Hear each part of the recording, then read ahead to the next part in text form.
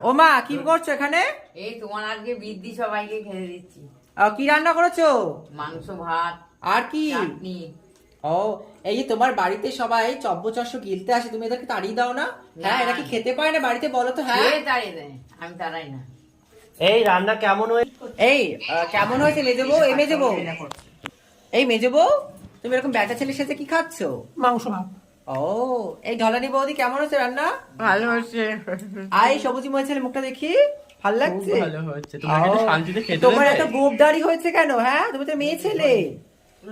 কার বলছো? আগে নিজের মুখটা দেখো। বসন্তে গজিয়ে গেছে, বল না, তারপরে বসন্তে হ্যাঁ, গজিয়ে গেছে, দাড়ি গো। ও বসন্ত এসে গেছে না, গজিয়ে গেছে। বেটা ছেলের, এই মেয়ে ছেলের সব দাড়ি গজিয়ে গেছে, কি করবে? আর এই যে দেখতে পাচ্ছ বান্ধবী ললিতা এসেছে, মুখে দেখি কেমন লাগছে? হেভি লাগছে। আমার বান্ধবীর আজকে বিয়েতে আজকে এসেছি, দেখো সেক্সি লুকস নিয়ে একদম শাড়ি পরে। ও, তো ব্লাউজ পাওনি কেন? ব্লাউজ আমার বডিতে হচ্ছিল না, তাই ও, জন্য আমি এটা পরে আসলে নিয়েছি। মদ্দা মদ্দা বডি তো।